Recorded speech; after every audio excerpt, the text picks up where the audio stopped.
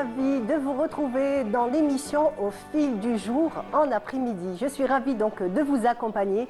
Et aujourd'hui, nous aurons le plaisir donc d'avoir plusieurs invités sur notre plateau, donc au fil du jour.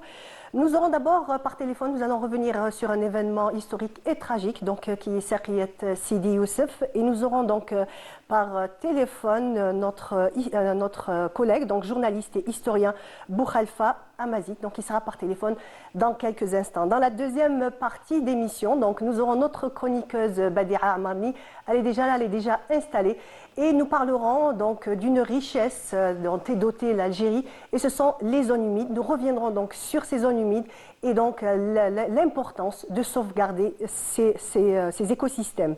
Et dans la dernière partie de l'émission, nous resterons toujours dans tout ce qui est environnement, mais par contre, nous parlerons donc d'extraction d'huile essentielle et de tous les produits dérivés qu'on peut faire donc avec ces produits-là. Ça, voilà donc le sommaire de cette émission. Et nous allons commencer donc tout de suite par donc notre collègue et journaliste historien Boukhalifa Amazit. Nous allons voir donc s'il est là avec nous. Monsieur Boukhalifa Amazit, bonjour. Alors peut-être dans quelques instants, nous aurons donc l'insert téléphonique. Et nous allons peut-être déjà commencer avec notre collègue, comme je vous l'ai dit, Badia Amarni. Donc, qui était ce matin? Bonjour Badia. Bonjour. Donc, ce matin déjà, tu étais à un événement.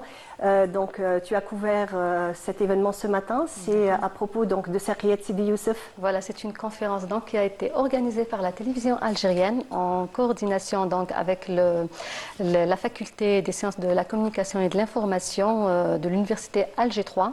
Donc, ce matin, vers 10h, a été lancée cette conférence en présence de beaucoup d'invités, y compris bien évidemment notre directeur général de la télévision algérienne.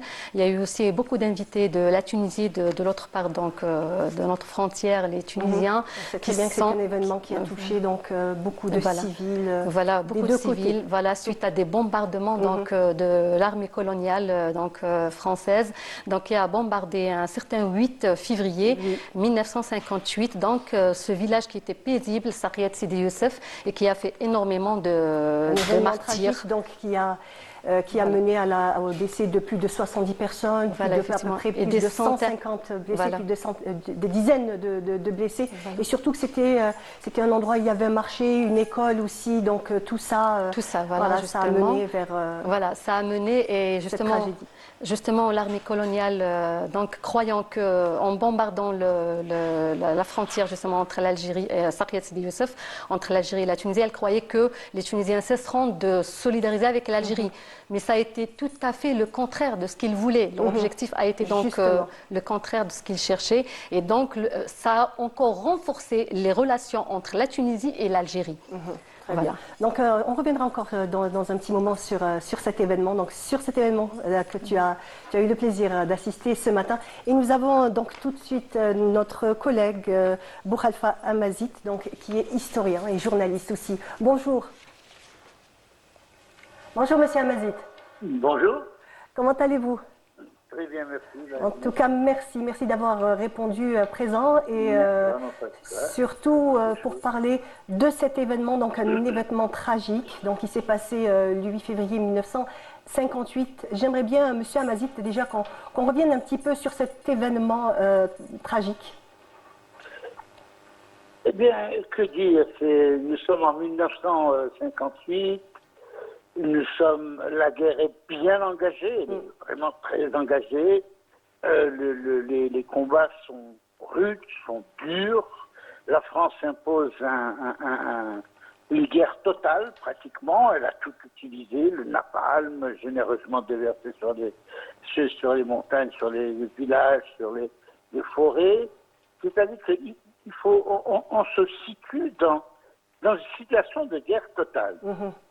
Et les prétextes qui sont avancés, c'est-à-dire, d'ailleurs on les retrouve aujourd'hui même dans le récit de ces événements, on les retrouve jusqu'à présent. Non pas de la part des historiens qui sont au fait des choses, qui consultent des documents, qui documentent leurs écrits, mais surtout, c'est-à-dire dans ce qu'on appelle la vox populi, la presse, particulièrement ces temps-ci, où c'est toujours le système du prétexte. Oui, voilà, l'intervention, vous imaginez vraiment 26 avions de tout calibre, y compris des P-26, des bombardiers, c'est-à-dire des avions faits pour détruire, pour tuer, et non pas pour faire peur ou dissuader. Ce n'était pas une opération de dissuasion. Cette opération a été menée par l'armée sans consultation des autorités politiques à Paris. Ça a été une décision prise par l'état-major de l'armée ici. Bon, certains avancent que l'armée était habilitée à opérer sans consulter Paris, ce qui est archi faux. Une telle opération qui va agresser un pays voisin, indépendant, souverain. Donc, qui va renforcer aussi donc, les liens entre l'Algérie et la Tunisie. Oui, c'est certain. C'est-à-dire que, attention, les liens entre l'Algérie et la Tunisie sont très anciens. Oui, absolument. D'abord le Maghreb, ensuite, pendant toute la colonisation, des réfugiés, la Tunisie a accueilli beaucoup d'Algériens au XIXe siècle, à la fin du XIXe siècle, après les grandes révoltes, les révoltes de Mokrani, etc. Il y a des flux d'Algériens qui allaient se réfugier en Tunisie. Et donc, c'était une solidarité tout à fait naturelle. Absolument. Et en se réfugiant là-bas, les premiers réfugiés, les premiers bombardements des années 55-56, quand ils se sont réfugiés, quand ils ont été à la frontière, ils savaient qu'ils allaient rencontrer, disons, une main secourable, disons. Absolument. Mais attention, je voudrais dire une chose, c'est que on s'imagine très mal aujourd'hui ce qu'était un camp de réfugiés. Il y a un film qu'on peut voir sur les réseaux sociaux, qui avait été fait à l'époque par Chandablé, particulièrement. C'était un film des Vautier qui avait été fait sur les réfugiés. Les camps de réfugiés n'étaient pas les camps que nous connaissons aujourd'hui. C'est vrai qu'ils étaient aidés par la Croix-Rouge, il y avait une aide de la Croix-Rouge, mais c'était vraiment des camps de briques et de broc. Dans le meilleur des cas, c'était des tentes. Et Chakri Youssef, à proximité de Chakri, il y a un très grand camp, c'était un des principaux camps de la région d'El Kef, donc qui était implanté là-bas. Et les Français avancent comme prétexte des incursions de commandos ou d'unités de l'ALN à l'intérieur du territoire, notamment une incursion de 300 éléments de l'ALN qui ont tué 5 soldats français. Oui. En fait, c'est beaucoup plus compliqué que ça. Oui. Il y avait un engagement des Français de suspendre les condamnations à mort, l'exécution des condamnés à mort, et ils s'étaient engagés à le faire. Ils ne l'ont pas fait. Ils avaient exécuté trois condamnés à mort, et en représailles, l'ALN a exécuté 2 soldats qui étaient prisonniers aussi. C'était un truc de réciprocité, disons. Et cela était insupportable pour l'armée. C'est-à-dire que trouver en face un adversaire, un ennemi qui tient tête à l'armée qui était considérée comme la 4e armée du monde à l'époque, même si elle était en pleine déliquescence. Et la suite des événements, la suite de la guerre donnera raison à ceux qui voyaient une armée forte et invincible. Oui, qui est devenue une armée de putschistes, on l'a constaté après. Donc, il y a eu ces exécutions, de part et d'autre, et ils ont décidé, le jour du marché à Charriette, ils ont décidé de faire intervenir toutes ces unités de l'armée de l'air contre ce petit village, et particulièrement une école. C'était un jour de marché, et il y avait des enfants qui étaient à proximité. Donc. Oui. Sur la scène internationale, donc après cet événement, quelle a été l'opinion internationale? Oui, mais voilà, justement, ça a été la France, membre du Conseil de sécurité, Oui. ne s'attendait pas, c'est-à-dire à une levée de bouclier au niveau du groupe, qu'on appelait le groupe afro-asiatique à l'époque, nous situons après Bandung, le groupe afro-asiatique et l'idée de décolonisation avait fait son chemin. La France avait beau dire et répéter que la question algérienne est une question interne, mais les nations n'étaient pas dupes, et on sait que la torture n'était pas pratiquée dans le département dans la région du Limousin ou là en Picardie. C'était pratiqué ici, et c'est parce que c'était ici que c'était pratiqué. Il ne l'aurait pas fait si c'était réellement une question, si l'Algérie était considérée comme faisant partie d'un tout qui s'appelle la France. La France, donc, absolument. ça n'a pas marché. Il y a eu une levée de bouclier au niveau des Nations Unies. Et on s'est rendu compte, le fait algérien, le fait national algérien, entrait réellement dans l'histoire des nations comme un exemple type de guerre de décolonisation. C'est-à-dire que c'est vrai que on assistera quelque temps après, 2 ans après, les années 60 notamment, à une décolonisation, c'est-à-dire décolonisation entre guillemets, c'est-à-dire c'était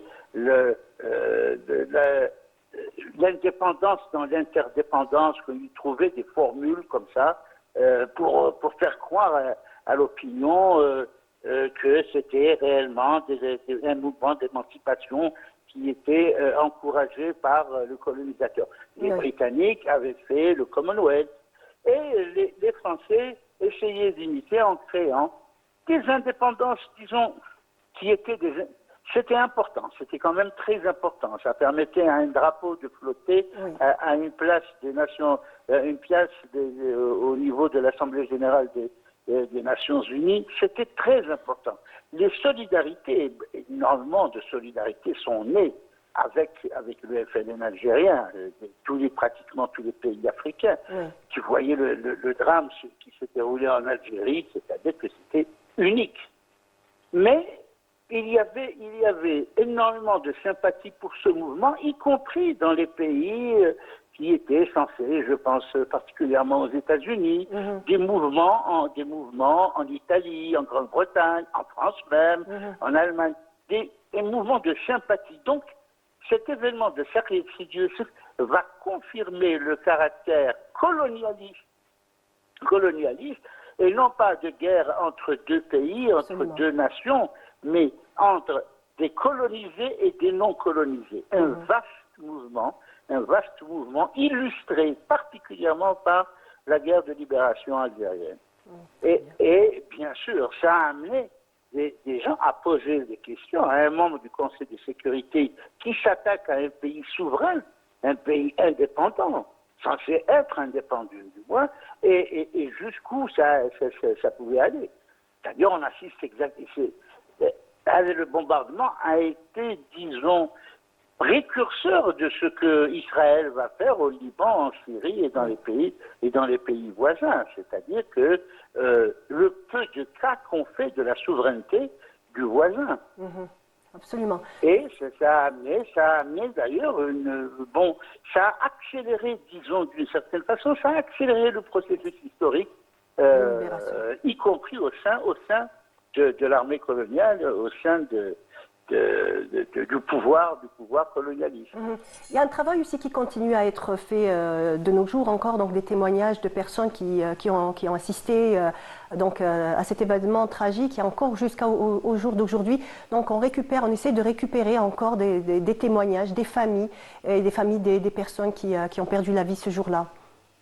Oui, bien sûr. Vous savez, nous avons aussi, peut-être est-ce un grand défaut, nous n'interrogeons pas suffisamment la terre. Nous ne fouillons pas suffisamment les sols pour exhumer savoir ce qui a été réellement utilisé. Parce que ce dont on dispose, ce sont des documents de l'armée de l'aviation coloniale Oui. qui dit voilà, on a utilisé tel avion, telle arme de tel calibre, etc. Je crois que ce genre de paix de cette importance qui ont directement impacté l'histoire et directement poussé dans le sens de l'histoire, je crois que ça mérite d'être davantage fouillé, davantage de recherche.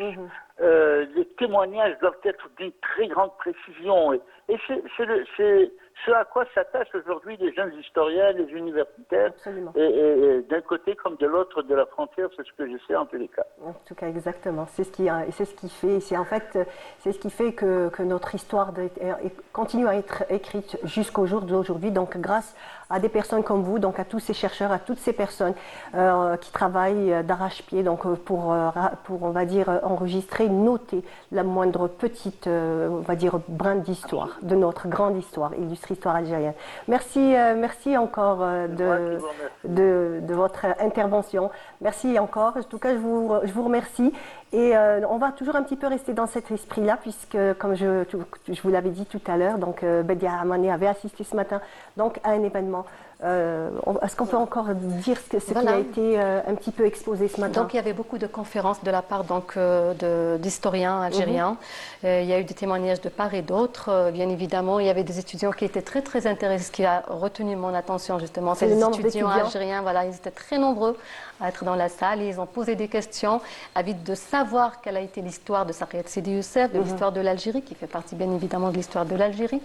Donc ça m'a vraiment marqué, tous ces étudiants, que c'est la relève de l'Algérie de demain. Donc ils savent bien que les relations entre la Tunisie et l'Algérie, elles sont vraiment bien ancrées. Elles sont écrites par le sang donc des martyrs de ces deux pays. Absolument, des martyrs de part et d'autre. Voilà. Donc une histoire commune et aussi une amitié indéfectible entre ces deux pays. Badira, donc merci de toutes ces précisions. De rien. Donc tu es journaliste, tu es chroniqueuse. Maintenant tu vas prendre on va dire ta casquette de chroniqueuse. Voilà, et tu vas nous parler de quoi aujourd'hui? Donc nous avons le plaisir, donc ton invitée, c'est Madame Fatiha Larinouna. Bonjour. Voilà. Bonjour. Merci d'être là. Merci pour l'invitation. Bonjour à vous, à nos chers téléspectateurs aussi. Vous êtes donc ingénieur en chef en agronomie, c'est ça? Oui. Donc, ingénieur en chef en agronomie au niveau du centre synergétique de Zeralda et aussi membre du réseau national des observateurs d'oiseaux. D'oiseaux, donc en ornithologie, c'est ça? Voilà. Très bien. Donc Bedia, je te laisse à ton invité. On va découvrir un petit peu donc son métier et surtout tout ce qu'on peut dire sur les zones humides. Sur les zones humides en Algérie, d'accord. Merci beaucoup, donc Furiel. Donc Madame Fatiha Larinouna, bienvenue à vous. Oui, donc juste Bedia, avant qu'on commence ton interview, ce qu'on va faire, c'est qu'on va passer d'abord un reportage, comme ça on va un petit peu planter le décor. Oui, le reportage que j'ai fait. Voilà, donc le reportage que tu as fait. C'est pour ça que je t'ai dit que tu as plusieurs casquettes. Voilà, à l'occasion de la journée mondiale de zones humides, c'était à Médéa. À Médéa, et c'était quel jour? C'était Temsguida, le lac de Temsguida, c'était dimanche dernier. Très bien, très bien. Donc on regarde d'abord le téléspectateur, on invite nos téléspectateurs à aller voir donc, ce lac de Temsguida et on revient juste après. D'accord. Au cœur des monts de l'Atlas télien, perché à plus de 1200 mètres d'altitude, le lac de Temsguida offre un havre de paix naturel. Ici, loin de l'agitation des villes, familles et adeptes de plein air trouvent calme et détente. Lors du tournage, la nature a offert un cadeau inattendu.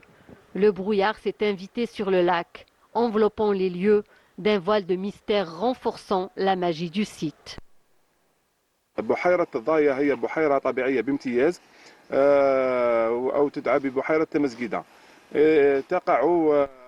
Le lac Temsguida est un site naturel par excellence. Il est limité au nord par la commune de Ouad Roumana et au sud par la commune de Temsguida. À l'ouest, la commune de Boumedfa et à l'est par le mont Mouzaya. Contrairement à d'autres lacs qui se situent au même niveau que la mer, ce site est perché à plus de 1230 mètres d'altitude. Sa superficie est de 5 hectares. À cette époque de l'année, ce lac se remplit des eaux de pluie et des fontes de la neige. En été, le volume des eaux diminue, mais la beauté du site reste intacte. Ce site est riche en biodiversité, en faune et en flore. Il se caractérise aussi par son climat humide. تبقى يعني تنقص شيئا فشيئا حتى مرحلة الصيف. Autour du lac, 57 espèces végétales, dont des arbres centenaires, le chêne vert et liège, ainsi que le pin d'Alep ou encore le rosa canina et l'aubépine et dessinent un paysage qui respire la vie, constituant un écosystème riche qui supporte et abrite une diversité étonnante de flore et de faune. Les eaux du lac accueillent une vie animale discrète mais essentielle.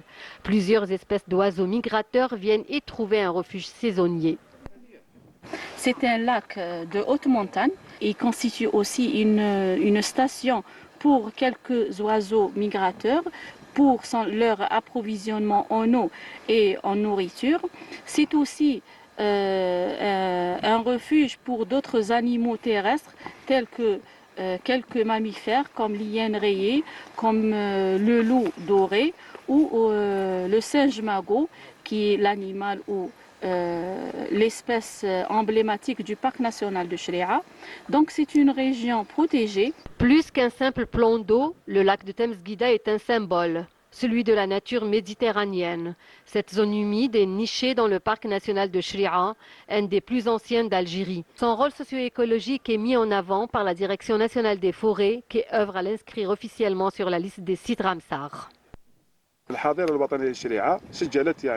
Au regard de sa richesse en biodiversité, le parc national de Chréa a préparé un dossier pour son classement sur la liste de Ramsar des zones humides. Donc c'est une région qui est protégée et qui doit être protégée car beaucoup de menaces guettent cette région. Parmi ces menaces les plus importantes, nous avons l'anthropisation ou le tourisme non contrôlé. S'étendant sur 5 hectares, le lac de Temesguida est un lieu de détente, un refuge pour la biodiversité et surtout un joyau naturel à chérir. Sa conservation n'est pas seulement une nécessité scientifique, mais un acte de responsabilité collective pour les générations futures. Voilà, donc c'était un reportage signé Badiha Amani, un très beau reportage en tout cas, et surtout le fait que tu as aussi axé sur l'importance de la protection de ces lieux, donc qui restent des endroits très sensibles et très vulnérables. Voilà, vraiment à protéger, hein, ça j'y tiens vraiment et tout le monde en parle, les experts, les responsables au niveau de la DG, la DGF et tout, donc tout le monde dit qu'il faut protéger ces zones humides qui sont vraiment très importantes pour les écosystèmes en Algérie et pour la vie de la flore et de la faune aussi. Oui. Voilà. Donc je reviens à vous. Bienvenue Madame Fatiha Larinouna. Vous êtes donc même l'une des responsables du centre synergétique de Zeralda. Vous venez donc de le... Voilà, donc...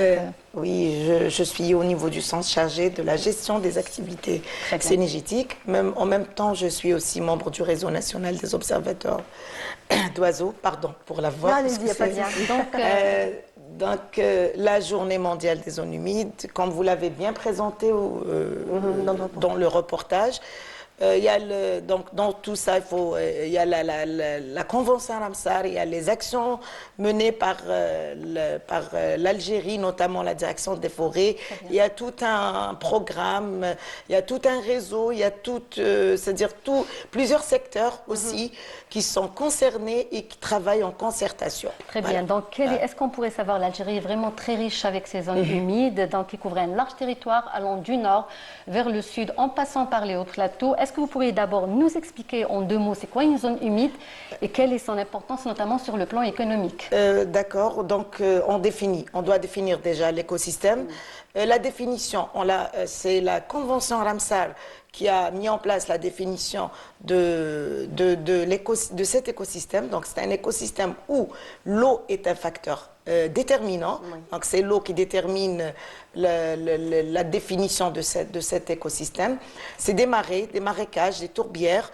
Là où l'eau aussi, soit il est artificiel ou naturel, plutôt elle est artificielle ou naturelle, nous avons aussi les barrages. L'eau est douce, saumâtre ou salée. Ça inclut aussi les régions, ça inclut aussi les zones marines dont la profondeur ne dépasse pas 6 mètres.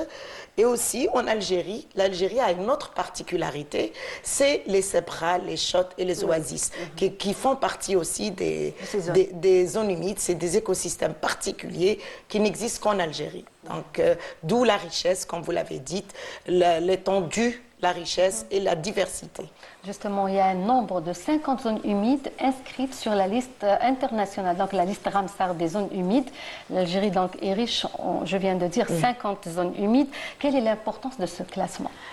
Déjà, l'importance du classement par rapport à l'importance aussi et aux services rendus par ces écosystèmes. C'est des écosystèmes qui sont très importants. Toutes les civilisations, d'ailleurs, en revenant à l'histoire, toutes les civilisations ont existé ou sont basées sur l'eau. Donc, c'est des ressources. Il y a des matières premières, aussi des ressources de nourriture, des sources de nourriture, qu'a des rizières donc, qui dépendent de l'eau. C'est des endroits, ils ont aussi, c'est des écosystèmes qui ont un rôle écologique, c'est des endroits tampons, ça absorbe aussi le carbone, c'est des régulateurs. Voilà, donc ça évite aussi, ça atténue les tornades, les intempéries, ça absorbe, ça maintient aussi, ça absorbe l'eau, donc c'est des sources d'eau, de matières premières, et aussi c'est utilisé dans l'agriculture, les différentes activités. Il y a plusieurs activités autour de ces écosystèmes dont vivent plus d'1 milliard d'êtres humains dans le monde, oui. Très bien. Et en Algérie, peut-on savoir combien de... En Algérie, nous avons, comme vous l'avez dit, donc 50 sites, 50 zones humides qui sont classées, mais l'Algérie couvre plus de 2300 zones humides qui couvrent une superficie qui dépasse 3 millions d'hectares, d'où, comme je l'ai dit, l'importance de ces écosystèmes. Il y a aussi qui sont classés selon des critères dans la Convention Ramsar. Justement, je reviens. Quels sont ces critères pour classer donc une zone humide sur la liste Ramsar? Quels sont les critères? Pour parler des critères, donc on doit juste donner quelques informations sur la Convention Ramsar. Donc la Convention, elle porte le nom de la ville iranienne où elle a été signée en 1971. L'Algérie a ratifié en 1984, cette convention, et ce qui a permis de classer nos zones humides, 50 zones humides, donc la liste énumère, plutôt la convention a mis en place 9 critères de sélection, dont un critère qui est important pour nos zones humides, qui est la présence d'oiseaux d'eau. C'est l'effectif ou bien le taux d'oiseaux, surtout les espèces rares. Il y a aussi des critères qui sont relatifs aux poissons, aux plantes, mais notamment le plus important, le plus utilisé, c'est le critère relatif à la présence des espèces d'oiseaux importantes, surtout rares. Les amphibiens aussi. Alors pour les amphibiens, c'est l'écosystème qui regroupe les 100% d'amphibiens existent au niveau des zones humides. Des zones humides, oui. D'ailleurs, si on parle de richesse aussi, les zones humides couvrent 6% de la superficie de la planète, mais elles regroupent 40% de la biodiversité mondiale. Dans 12 à 14% déjà des espèces animales. Donc, déjà, on voit l'importance par rapport à la biodiversité et l'importance par rapport à la population autochtone, la population qui vit autour. Oui. Justement, est-ce qu'on pourrait savoir aussi combien de zones humides attendent d'être classées sur cette liste de Ramsar? Car lors de mon tournage au niveau du lac de Temesguida, j'ai appris que ce n'est pas encore classé. C'est une zone qui n'est pas... Elle est en cours de classement. Elle est en cours de classement avec d'autres zones. Il y a une dizaine de zones qui sont proposées, qui attendent aussi le classement, vu l'importance de ces écosystèmes. Très bien. Justement, vu l'importance de ces sites, est-ce qu'il y a des actions de sensibilisation donc, en direction du large public, donc pour les protéger de la détérioration à cause du tourisme de masse et du surpâturage selon les experts? Il y a plusieurs enjeux, plusieurs enjeux qui sont, c'est-à-dire qui menacent. Qui menacent ces écosystèmes, d'où la nécessité de mettre en place, comme je vous l'ai dit, les programmes de sensibilisation, des actions directes ou indirectes pour la conservation de ces écosystèmes. l'Algérie, à travers la Direction générale des forêts, qui est point focal de la Convention à Ramsar, a mis en place un programme national de conservation de la biodiversité et conservation des écosystèmes, notamment ces zones humides. Il y a des programmes de reboisement, de sensibilisation qui sont mis en place, réalisés en concertation, collaboration avec des secteurs différents, notamment l'éducation. Le secteur de l'éducation, il y a plusieurs actions qui sont réalisées au niveau des écoles ou avec les écoles, des sorties sur terre. Des journées de sensibilisation. Des journées de sensibilisation et des actions de reboisement autour de ces zones humides pour les protéger, des actions de sensibilisation de la population qui vit au niveau de ces zones pour une exploitation rationnelle des ressources et des biens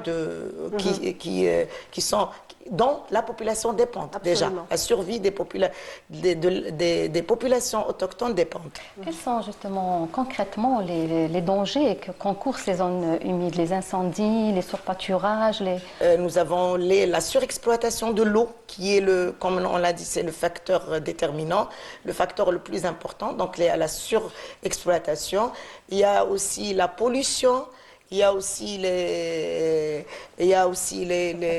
surpâturage, oui, la surexploitation de ressources, d'autres ressources, matières premières. Donc, ce qui peut causer la détérioration de ces écosystèmes, avec aussi les changements climatiques qui ont un impact très important et très dangereux sur ces écosystèmes. Oui. Il faut le dire aussi, ce sont des zones très sensibles, très vulnérables aussi. Oui, très fragiles. C'est des écosystèmes très fragiles. D'ailleurs, pour la Convention, c'est la seule convention qui traite un écosystème particulier. Donc, c'est une convention dédiée à un seul écosystème.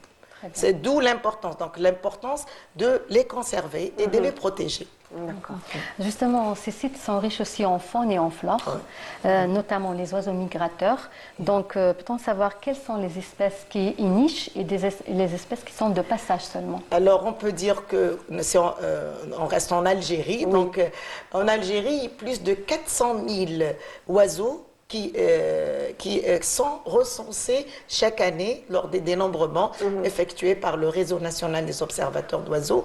Il y a des espèces qui nichent, qui sont de passage, parce qu'il faut savoir que dans la dynamique de ces populations, bien la biologie de ces oiseaux, il y a des périodes et des périodes qui sont liées à des écosystèmes et des endroits particuliers. En ce moment-là, donc les oiseaux qui sont venus de la partie nord de la planète passent par l'Algérie, par les zones humides algériennes. Il y a des voies de migration. Ces oiseaux ont des voies dans le ciel. Absolument, surtout les cigognes qu'on voit. Il y a plusieurs espèces.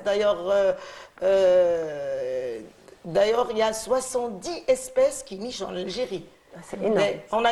On a 16 complexes de zones humides. Oui. C'est très important. On a des complexes qui font partie des voies de migration.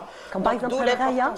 Par exemple, le lac de Raya aussi. Le lac de Raya, c'est la dernière zone humide représentative de la Météja. Donc, il y a d'autres qui ont... J'ai déjà fait un reportage au niveau d'El-Mnia. Il y a un très beau lac. Oui, le Mellah, il y a le complexe de Skikta, Gerbès, le complexe d'El-Qala, aussi, des complexes aussi à l'ouest. Donc, c'est tellement riche et beau. Il y a les flamants roses aussi, des complexes les flamants roses nichent, le flamant rose niche, le foulk macroun niche aussi. Il y a le tadan kazarka. Il y a d'autres c'est des espèces protégées qui nichent en Algérie. Il y a les chasses blanches qui nichent. Absolument, oui. Oui, c'est un mimicole qui vit au niveau des berges de ces écosystèmes. Il y a d'autres qui passent. Ils font leur escale et continuent leur voyage vers le sud. Ouais. Justement, par rapport à la flore qui existe dans ces zones humides, est-ce que les riverains sont autorisés à les cueillir? Qu'est-ce qu'on en fait? Il y a beaucoup de plantes, justement, médicinales notamment. Oui, il y a beaucoup de plantes qui dépendent de ces écosystèmes. Donc, il faut ça. La population riveraine, la population autochtone est en synergie avec ces écosystèmes, avec les écosystèmes, tous les écosystèmes, notamment les zones humides. Donc en plus des plantes, il y a les poissons, il y a aussi le pâturage. Donc ces plantes-là, notamment les plantes médicinales, sont utilisées, comme le tamarix, comme le roseau commun, comme l'aubépine, comme l'ortie dioïque aussi. Il y a plusieurs espèces médicinales.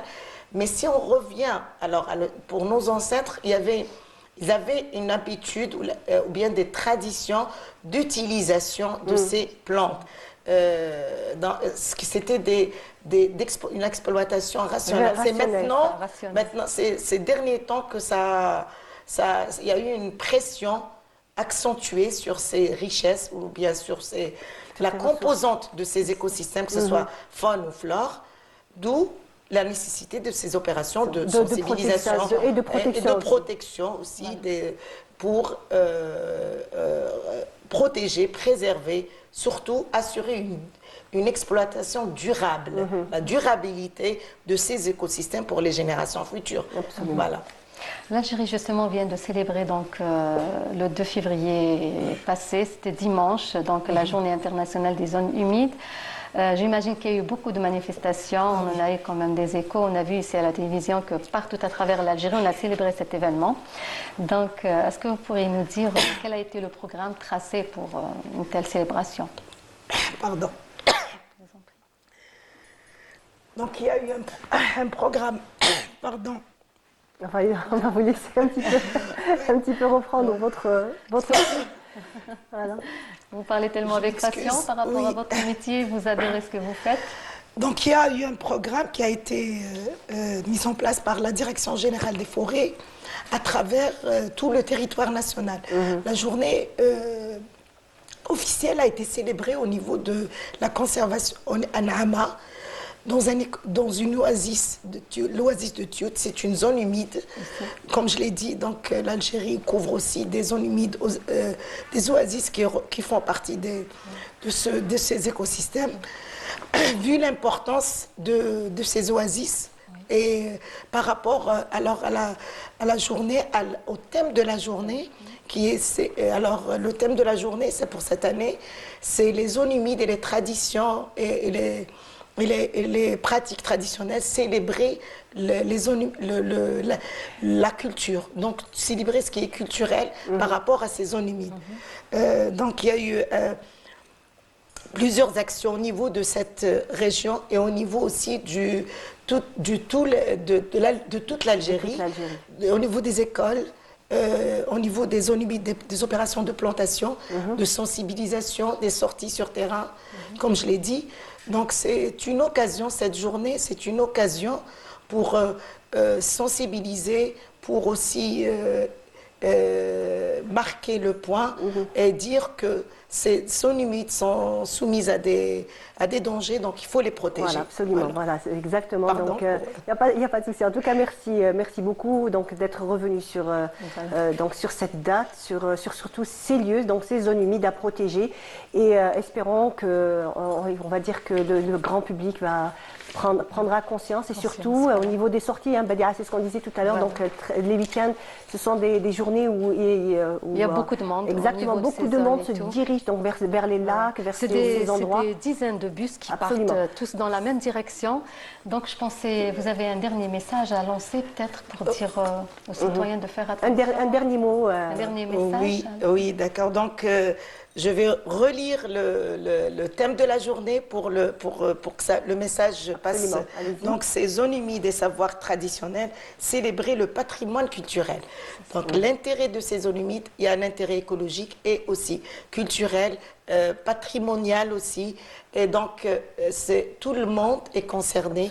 Tout le monde, la sauvegarde nécessite la concertation de tout le monde et la collaboration de tous les secteurs.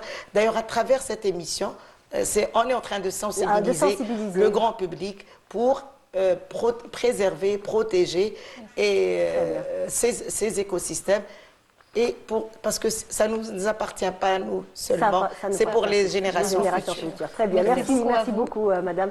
Merci beaucoup, Badia Amani. Merci, À très bientôt, Inch'Allah. Et on continue notre programme alors, en chanson et je vous propose d'écouter Nadia Gerfi et on revient juste après.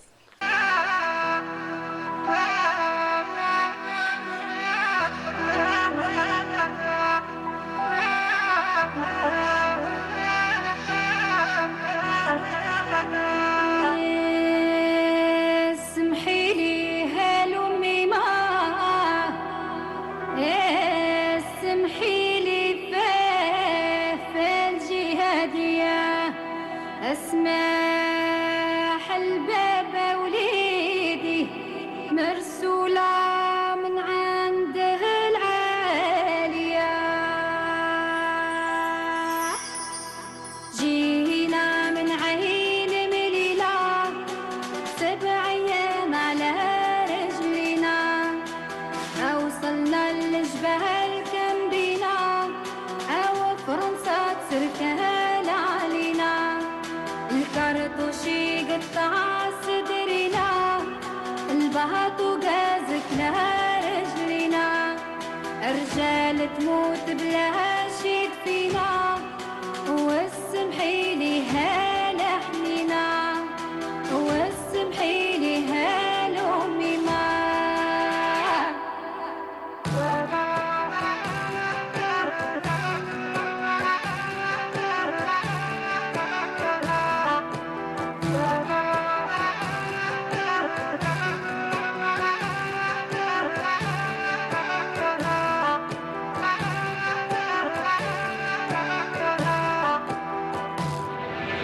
والطيارة هاللي بكات في شهر رمضان اللي فات سمعت الأميمة وبكات قالت هذا وليد اللي مات اسمحي لي هالحنينة اسمحي لي فاجي هدي اسمح الباب ولدي مرسولة من عند العلي والسمحي لي هالأمي ما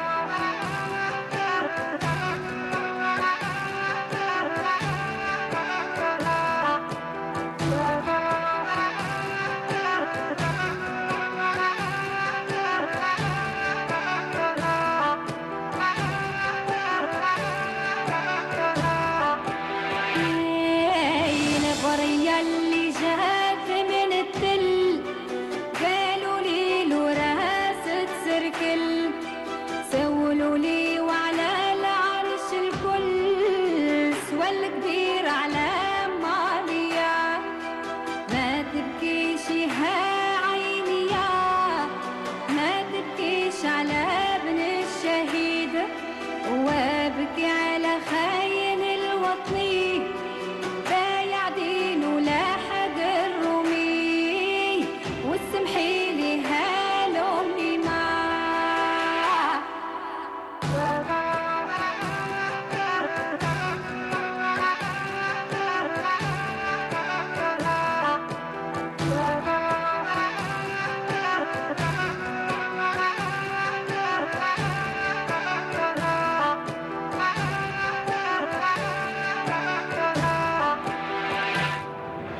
شفتنا ولا بوحنا معاه نلقى العسكر داير عمامة الرفال على كتفيا شمال على عينيا وسالوا لي على يما وبابا والفراق بيناتنا نبا وقولوا لهم تبقاو بسلامة نموت على وطنيا والسمحي لي هالأمي Très très belle chanson de Nadia Gerfi, donc Nmout ala Watani, toujours dans cet esprit donc patriotique. Et on continue notre émission et on a le plaisir de recevoir Ilyes Kouider. Bonjour. Bonjour. مرحبا بك. الله يسلمك. Voilà, donc vous avez une distillerie, Voilà, vous faites des huiles essentielles. des huiles essentielles, Depuis, des hydrolats et des produits dérivés, Alors huiles essentielles, hydrolat et des produits dérivés. produits cosmétiques ou d'aromathérapie. Ben, on va remettre un petit peu tout dans son contexte, donc ça fait un petit peu plus de 23 ans que vous Voilà. faites ça. C'est un petit peu dans la lignée familiale. En fait, ce qui s'est passé avec mon père, on s'est intéressé à ça depuis un bout de temps. Étant de formation ingénieur agronome, donc on en a discuté et on s'est lancé, on a conçu notre premier alambic, on l'a fait faire et on a commencé à travailler.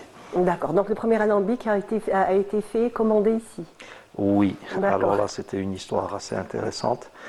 Il n'y avait pas de fabricant d'alambic proprement Absolument. dit, donc on a vu un ferronnier et en fait on lui dessinait les pièces sur du carton, on lui faisait la pièce grandeur nature sur du carton, on lui demandait de faire cette pièce, de nous préparer cette pièce, cette pièce, cette pièce, ensuite souder ça avec ça et on a fait notre alambic. Vous avez fait votre propre alambic. C'est une très très belle histoire, en tout cas pour dire comme quoi l'ingénierie, en fait, on ne s'arrête pas, on va dire, devant les difficultés. Ben Donc oui. l'alambic est fait, ça y est, vous l'avez, et là ça commence, Et l'histoire de la là distillerie. commence l'histoire de la distillation, donc première distillation, c'était une surprise, on ne s'attendait pas à avoir un rendement aussi faible, mais après bon, c'était une plante qui donnait déjà un rendement très faible. Mhm. Donc, Et du c'était coup, quoi comme plante? C'était la Mivisnaga. La D'accord. Mivisnaga, c'est une embellifère, la même famille que la carotte sauvage. Ok. Et donc, on a commencé avec ça, c'était une petite expérience. Puis, on a commencé avec la menthe, eucalyptus, romarin. On a commencé à diversifier progressivement. Mhm. Donc il faut dire que vous êtes dans la région de la Métidia, vous êtes plus précisément à Chibli, la distillerie est à Chibli. Chibli, oui. Et donc vous faites comment pour toutes les plantes que vous distillez? Comment ça se passe un petit peu? Alors, il y a différentes plantes. Donc, il y a des plantes qui sont sauvages. À ce moment-là, on demande une autorisation auprès de l'administration des forêts qui gère la région. Mhm. Et on fait une convention avec eux, on fait la cueillette. On veille à ce que la cueillette soit faite de façon écologique, à ne pas arracher la plante, de façon à laisser à la plante le temps de se régénérer, le pouvoir de se régénérer. D'autres plantes, telles que le géranium par exemple, on demande à des agriculteurs de nous planter ça. Et donc après, on exige que ce soit fait selon les règles du bio, donc pas de pesticides, pas d'engrais chimiques. Pour rester toujours dans le 100% bio. Exactement. Très bien. Donc une fois que ces huiles essentielles sont, on va dire, ça y est, sont extraites, donc vous faites des huiles essentielles, les hydrolats, il y a aussi, vous faites aussi la distillation pour tout ce qui est fleurs d'oranger, fleurs de... Oui, alors l'eau de rose et la fleur d'oranger, c'est de l'hydrodistillation, c'est des alambics qui sont plus petits. C'est un processus différent de l'extraction des huiles essentielles, c'est différent. Oui, oui. En fait, pour les huiles essentielles, en général, on a besoin d'une grande quantité de matière végétale. Donc, c'est des alambics qui prennent entre 200 et 500 kg de plantes. D'accord. Et il y a une chaudière à côté. On appelle ça une distillation par entraînement à la vapeur. Donc, on injecte de la vapeur dans l'alambic, ça passe par une grille, ça traverse la matière végétale. Et on reçoit la vapeur indique, qui est refroidie. Voilà, elle passe dans un condensateur, un refroidisseur, puis un séparateur.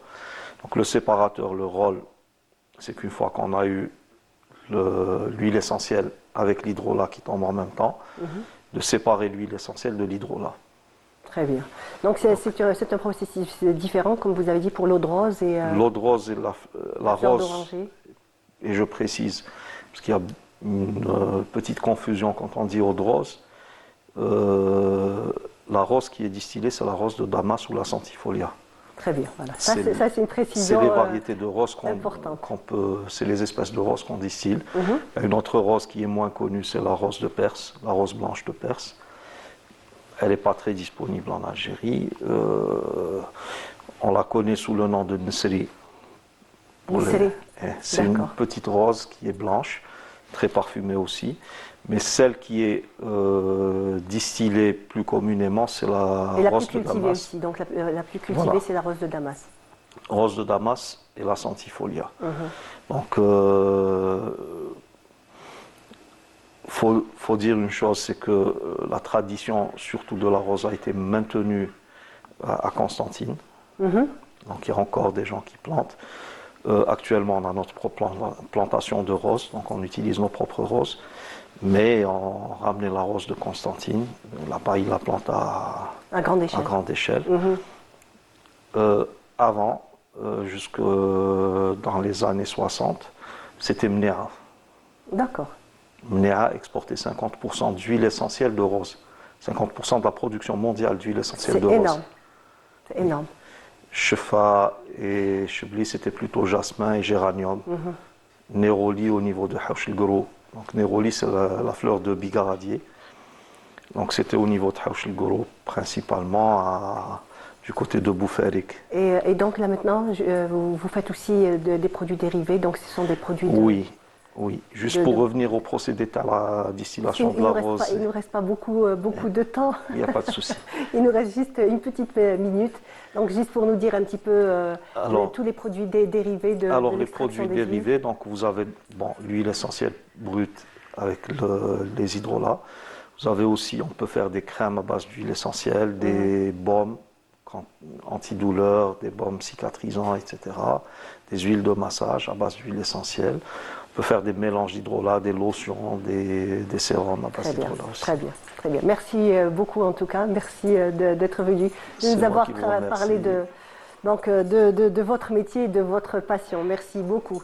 On arrive à la fin de notre émission. Donc, c'était au fil du jour. Ça a été un plaisir de vous accompagner. Je vous dis, bien entendu, restez toujours sur les programmes de Canal Algérie. Quant à moi, je vous retrouve demain, Inch'Allah. Merci et au revoir.